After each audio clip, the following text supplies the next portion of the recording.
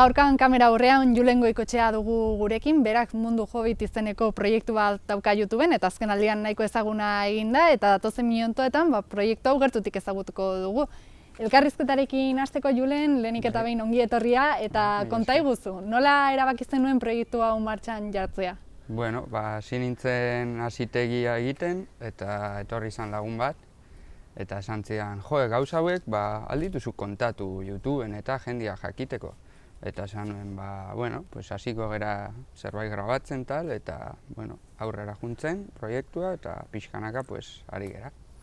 Eta ez dakit aurretikan, hori, bideoa grabatzen edo esperientziarik altzen nuen, eta edizio kontuetan adibidez, nola moldatzen zara? Bueno, ez neukan ideiarik gan, baina pixkanaka ariz-ariz, ausartzen hasi naiz eta aurrera joaten gera. Eta konta iguzu, kanalak Mundu Hobbit izena dauka, zergatik erabaki zenuen izen hori jartzea?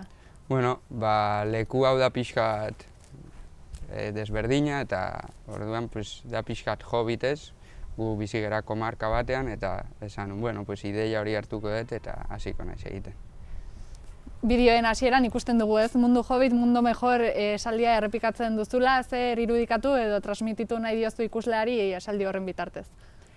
Bueno, mundu bat dugu bakarrikan eta azkenian aldugula gu pixkanaka konpondu ez diogu ematen ezer munduari bakarrik suntsitzen dugu eta ez diogu deus ematen. Orduan, nahi dut pixkat berreskuratu lehengo bizimodu hori. Zen azkenian, daude balore berri batzuk, eta nahi ditut berreskuratu lehengo balore zaharrak. Primeran, eta beraz esan dezakegu, kanala bizi estilo bat islatzeko modua badela ere, ez? Bai, zen azkenean ni hemen nago pixkat aislatua, nago hurbil herritikan, baina nago hemen aislatuan ere mundu hortan, eta, bueno, badire pilo bat gauz aldituzula egin hemen, eta izan dut suerte pilo bat hemen bizi izatia eta hemen baratzean ibiltzia. Eta konta iguzu, ze motako edukia topatuko du Mundu Hobbit kanal honetara zuzentzen den jendeak? Bueno, pixkat denetatik. Hasi nintzen hasitegiakin eta baratz kontuetan taola, jun ikusten nola den bizimodu hau eta dela oso aberatza eta ez du nahi galtzia, zen azkenian badire piloa bat, badago piloa jende eta ni naiz beste bat, baina nahi dut jendia ikustia nola juten den hau. Eta ez dakit erraza ote den kontatzen duzun guzti hau benetan YouTubeko kanal horretan islatzea eta batez ere jendearentzat interesgarria izatea.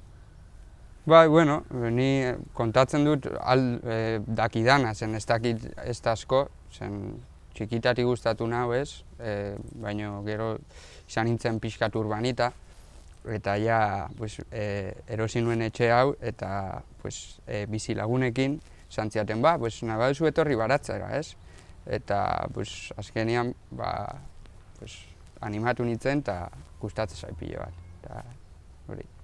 Eta zuk azaldutako moduan, edukiaren parte handi batek baserriarekin lotura du, baratzarekin.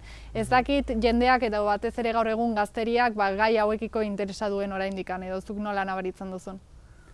Bueno, ez dago interes asko, baina ikusten ditut baditut lagunak eta baratzean kontuekin juten direla. Baratzera egiten dute eta nahi dut animatu jendiare bai, ikustea zer denez, natura da niretzat adibidez dena, eta hori. Eta edukiarekin loturik ikusten dugu ez, batez ere baratzeko eta momentuko produktuekin lan egiten duzula eta urtaroan eboluzio hori ikusi dezakegu ez. Urtaro bakoitzean baratzean zer egiten den, ezta? Hori da, eta gainera da diario modu bat, nik usteko hurrengo urtean, non jarri dituten gauzak eta agian egin behar baditut aldaketak edo nola juten den progresatzen, ez? Eta behintzat da diario modu bat.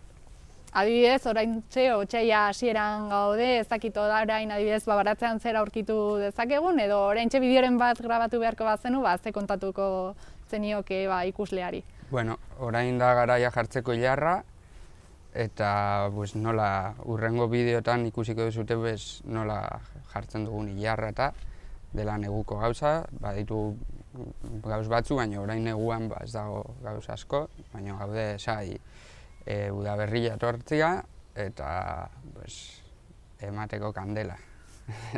Eta ondo azaldutako moduan, hori urtaro zoaz, ez dakit jendeari ze motatako edukia gustatzen zaion edo nabaritu alduzun eduki bat besteak baino arrakasta gehiago ote duen.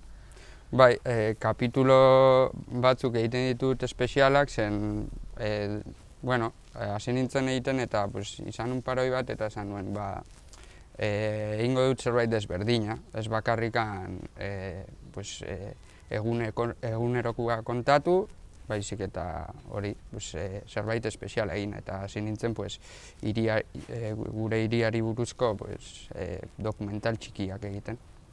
Eta dokumental horietaz gainera ikusi dugu ere erronka bat egin zenuela, ez? Jaizkibela juntzinen eta egun batzuk han bakarrik bizi izan zenitut. Beraz, imaginatzen dut kanalak ere zuri gauza berriak ikasteko aukera emango dizula, ezta? Bai, pilo bat, dena da, niretzat da dena berria zen. Azkenean baratza 2 urte daramat egiten eta gero ere bai esperientzia horiek ikasten dut pilo bat zen.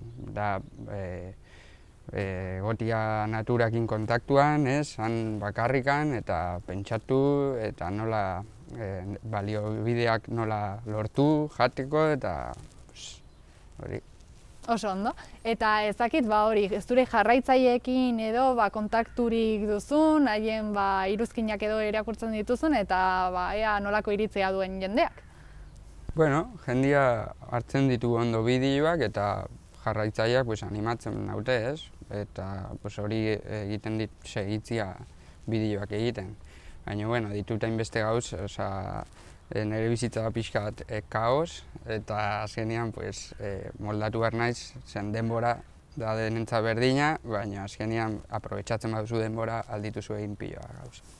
Eta aipatutako gauza guzti horien artean, Julen, elkarrizketa amaitzeko konta iguzu, nola bideratu nahiko zenuke proiektu hau edo zeintzuk dira zure hurrengo erronkak?